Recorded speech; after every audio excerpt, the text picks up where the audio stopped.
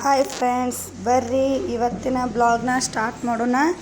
ಇವತ್ತು ನೋಡ್ರಿ, ನಾನಂತೂ ತುಂಬ ಆರಾಮದೀನಿ. ನಿಮ್ಮ ಆಶೀರ್ವಾದ ಮತ್ತು ಸಪೋರ್ಟ್ನಿಂದ ನೀವು ಹೆಂಗದ್ರಿ, ನೀವು ಆರಾಮದಿರಿ ಅಂತ ನಾ ಭಾವಿಸ್ತೀನಿ ರೀ. ನಾವು ಇವತ್ತು ಎಲ್ಲಿಗೆ ಬಂದೀವಿ ಅಂತ ಹೇಳೋದು ಏನೈತಂದ್ರೆ, ನೋಡ್ರಿ ಮದುವೆಗೆ ಬಂದಿದ್ದು ರೀ ನಾವು ಲಕ್ಕುಂಡಿಗೆ. ಆ ಲಕ್ಕುಂಡಿ ಒಳಗೆ ಇದಾರಿ ಮದುವೆ ಮನೆ. ನಮ್ಮ ದೊಡ್ಡಮ್ಮರದ ಮಗಳದ ಮದುವೆ ಇತ್ತು ರೀ, ಹಂಗಾಗಿ ಮದುವೆಗೆ ಬಂದಿದ್ದು ರೀ ಫ್ರೆಂಡ್ಸ. ಇದು ಮದುವೆ ಮನೆ ರೀ. ನೋಡ್ರಿ ಇಲ್ಲಿ ಮದುವೆ ಮನೆ ಮುಂದೆ ಹೆಂಗೆಲ್ಲ ಗಿಡ ಹಾಕಿರ್ತಾರೆ ಮತ್ತು ಹೆಂಗೆ ಅಲಂಕಾರ ಮಾಡ್ಯಾರ ಅನ್ನೋದು ನಾನು ತೋರ್ಸ್ಲಿಕ್ಕತ್ತೀನಿ ರೀ.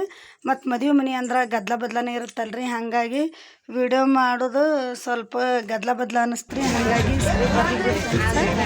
ಮತ್ತು ನೋಡ್ರಿ, ಇದು ಆ ಮನೆ ಮುಂದೆ ಹಾಕಿದ್ರಿ, ಇದು ಅಂದ್ರೆ ಗಿಡ ಹಚ್ಚಿದ್ದಲ್ರಿ, ಅದು ಏನೋ ಪದ್ಧತಿ ಅಂದರೆ ಹಂಗೆ ಹಾಕ್ಯಾರ ಮತ್ತು ಇದೆಲ್ಲ ಒಳಗ್ರಿ. ಇದು ಹುಡುಗನ ಮನೆ ರೀ. ನಾವು ಹುಡುಗಿ ಮಾಡಿದಾರಲ್ರಿ, ಅದಕ್ಕೆ ಮನೆ ನೋಡೋಣ ಅಂತ ಒಳಗೆ ಹೊಂಟಿದ್ದೀನಿ ರೀ.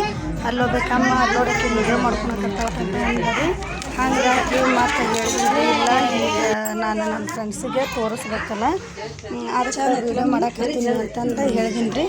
ಇದು ಅಡುಗೆ ಮನೆ ನೋಡ್ರಿ ಚಾನ್ಸ, ಇದೆಲ್ಲ ಅವ್ರದ್ದು ಅಡುಗೆ ಮನೆ ರೀ.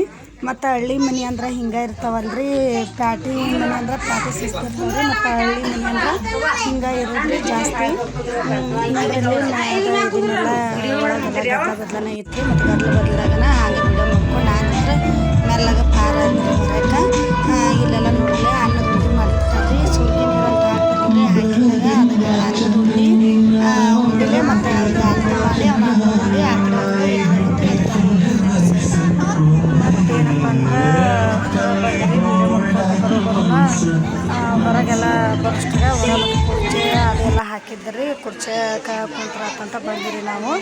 ಮತ್ತು ಬಂದವರೆಲ್ಲ ಬಂದು ಬಾಂಧವ್ರು ಎಲ್ಲರೂ ಮತ್ತು ಮದುವೆಗೆ ಅಲ್ಲಿ ಕಲಿಯೋರು ಎಲ್ಲರೂ ಬಂದು ಮತ್ತು ಮಾತಾಡ್ಕೊತ ಕುತ್ಕೊಂಡಿರಿ ಹೊರಗೆ. ಇನ್ನು ಸ್ಟೇಜ್ ಏನು ಮಾಡಿದ್ದಿಲ್ಲ ರೀ. ಮತ್ತು ಭಾಳ ಅಂದ್ರೆ ಭಾಳ ಲೇಟ್ ಮಾಡಿದ್ರಿ ಅಲ್ರಿ. ಇನ್ನೂ ಸ್ಟೇಜ್ ಅಲಂಕಾರ ಮಾಡಿದ್ದಿಲ್ಲ, ಏನು ಮಾಡಿದ್ದಿಲ್ಲ ರೀ. ಹಾಗಾಗಿ ಮತ್ತು ಇನ್ನೇನು ಮಾಡೋದು, ಸ್ವಲ್ಪ ತುಂಬ ಬಿಡೋಣ ಅಂತ ಕುತ್ಕೊಂಡಿರಿ. ಮತ್ತು ಇಲ್ಲ ಗುಡಿ ಕಡೆಗೆ ಹೋಗೋಣ ನೋಡ್ರಿ ಅಂತ ಮತ್ತು ಒಟ್ಟು ಕೂಡಿ ಗುಡಿ ಕಡೆಗೆ ಹೊಂಟಿವಿ. ನಮ್ಮ ಚಿಕ್ಕಮ್ಮವ್ರಿ ಅವರು ಮತ್ತು ನಮ್ಮ ಚಿಕ್ಕವ್ವರು ಕೂಡ ಒಟ್ಟು ಕೂಡಿ ಮತ್ತು ಹೊಂಟಿವಿ ರೀ. ಸಂದಾಗಿ ಹಿಡಿದು ಹೊಂಟಿವಿ ರೀ. ಮತ್ತು ಅದು ದಾರಿ ಗೊತ್ತಿಲ್ಲಲ್ರಿ ನಮ್ಗೆ, ಹಂಗೆ ಮುಂದೆ ಕರ್ಕೊಂಡು ಹೋಗ್ತಿದ್ರು ಅವ್ರಿಂದ ನಾವು ಹೊಂಟಿವಿ ರೀ. ಅದು 10 ನಿಮಿಷದ ಸಂದಾಗಿನ ದೇವರು ಏನೇನು ಕ್ಯೂರಿಯಾಸಿಟಿಗೆ ವಿಡಿಯೋ ಸರ್ಪದ ಒಂದು ಮಾಣಿಕ್ಯ ಯಾವ ರೀತಿ ತನ್ನಲ್ಲಿ ಸೃಷ್ಟಿ ಮಾಡ್ಕೊಳ್ತಾ ಇದೆಯೋ ಹಾಗೆ ನನ್ನ ಅಂಗಗಳಲ್ಲಿ ಕೂಡ ಇವತ್ತ ಆ ಮಾಣಿಕ್ಯ ಆತ್ಮ ಚೈತನ್ಯ ಅನ್ನುವುದು ಪರಮಾತ್ಮನ ಸಾಕಾರ ರೂಪ ಅಂತ ತಿಳ್ಕೊಂಡು ಸಾಧನೆ ಮಾಡತಕ್ಕಂಥ ಲಕ್ಕುಂಡಿ ಗ್ರಾಮದ ಒಂದು ಹೆಗ್ಗಳಿಕೆ ಅಂತಂದ್ರೆ 12ನೇ ಶತಮಾನದ ಮುಕ್ತಾಯಕ ಬಹಳಷ್ಟು ನಾನು ವಿಷಯಗಳನ್ನ ಅದರ ಬಗ್ಗೆ ಎಲ್ಲರೂ ಹೇಳಿದ್ರೆ ನಾವು ಹೇಳಿದ್ದೇವೆ ಅಂತ ಹೇಳಿ ಅಷ್ಟೊಂದು ಅದ್ಭುತವಾಗಿರುವಂಥ ವಿಚಾರಗಳನ್ನ ನಾನು ನಿಮಗೆ ತಿಳಿಸುವಂತ ಪ್ರಯತ್ನವನ್ನು ಮಾಡಿದ್ದೇನೆ. ನಂತರ ಆ ದಾನಮ್ಮನ ಚರಿತ್ರೆ ಜೊತೆಗೆ 12ನೇ ಶತಮಾನದಲ್ಲಿ ದಾನಮ್ಮನ ನೇತೃತ್ವದಲ್ಲಿ ಬರ್ತಕ್ಕಂಥ ಇವತ್ತು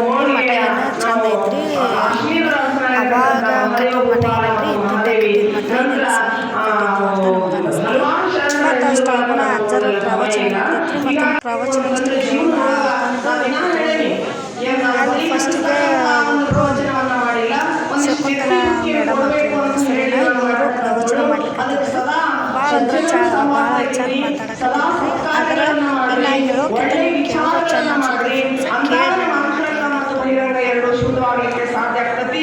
ಅದಕ್ಕೆ ನಮ್ಮ ಲೋಭ ಅನ್ನೋ ಮನುಷ್ಯನಿರ್ತಕ್ಕಂಥ ಅರಿಷಡ್ವರ್ಗಗಳನ್ನ ನಾವು ಹೆಂಗ ಅವುಗಳನ್ನ ರಕ್ಷಣೆ ಮಾಡ್ಕೊಳ್ಬೇಕು ಅಂತಂದ್ರ, ಕಾಮ ಅನ್ನುವಂಥದ್ದನ್ನ ಪ್ರೇಮವನ್ನಾಗಿ, ಕ್ರೋಧ ಅನ್ನುವಂಥದ್ದನ್ನ ಸಮಾಧಾನವನ್ನಾಗಿ, ಲೋಭ ಅಂತಕ್ಕಂಥದ್ದನ್ನ ದಾನವನ್ನಾಗಿ, ಮೋಹ ಅನ್ನುವಂಥದ್ದನ್ನ ನಿರ್ಲಿಪ್ತವನ್ನಾಗಿ, ಮದ ಅನ್ನುವಂಥದ್ದನ್ನ ಸೇವೆ. ಈ ಸೇವೆ ಮಾಡತಕ್ಕಂಥವ್ರು ಯಾವ ಭಾವನೆ ಇಲ್ಲ, ಎನಗಿಂತ ಕಿರಿಯರಿಲ್ಲ, ಶಿವಭಕ್ತರಿಗಿಂತ ಹಿರಿಯರಿಲ್ಲ ಅನ್ನುವಂಥ ಮಾತು ಏನೈತಲ್ಲ, ಆ ಒಂದು ಸೇವಾ ಭಾವನೆ ಯಾವಾಗ ಬರ್ತತಿ ಅಂದ್ರೆ ನಮ್ಮಲ್ಲಿರುವಂಥ ಅಹಂಕಾರ ಹೋದಾಗ, ನಾನು ದೊಡ್ಡವನು, ನಾನು ಯಾಕೆ ಈ ಕೆಲಸ ಮಾಡಿ ಅಂತಂದ್ರೆ ಇವತ್ತು ಆ ಸೇವಾ ಭಾವನೆನೂ ಬರೋದಿಲ್ಲ, ನಾನು ಕೂಡ ಅದ್ರ ಜೊತೆಗೆ ಬೆಳೆಯಲಿಕ್ಕೆ ಸಾಧ್ಯ ಇಲ್ಲ. ಆ ಹಿನ್ನೆಲೆಯೊಳಗೆ ನಮ್ಮಲ್ಲಿರುವಂಥ ಮಧಾನುವಂಥದ್ದು ಸೇವೆಯನ್ನಾಗಿ ನಾವು ಪರಿವರ್ತನೆ ಮಾಡ್ಕೊಳ್ಬೇಕು ಅಂತ. ಇನ್ನು ಮತ್ಸರ ಅನ್ನುವಂಥದ್ದು ಸಾಕಷ್ಟು ದೃಷ್ಟಾಂತಗಳನ್ನು ಹೇಳಿದ್ದಾನೆ. ಅದಕ್ಕೆ ಅದನ್ನ ಆ ಮತ್ಸರ ಅನ್ನುವಂಥದ್ದನ್ನ ಮಮತೆಯ ರೂಪದೊಳಗ ನಾವು ಇವತ್ತು ಹೆಣ್ಮಕ್ಳಲ್ಲಿ ಬಹಳಷ್ಟು ಕಾಣ್ತಕ್ಕಂಥದ್ರಿಂದ ಇದನ್ನು ಮಮತೆಯ ರೂಪದೊಳಗೆ ನಾವು ಆ ಮತ್ಸರವನ್ನು ಉಪಯೋಗಿಸಿಕೊಂಡಾಗ ನಾವು ಏನಾಗ್ತೀವಿ ಅಂದ್ರೆ ಸ್ವಲ್ಪ ಬದಲಾವಣೆ ಆಗ್ತೀವಿ, ಪರಿವರ್ತನೆ ಆಗಲಿಕ್ಕೆ ನಮ್ಮಿಂದ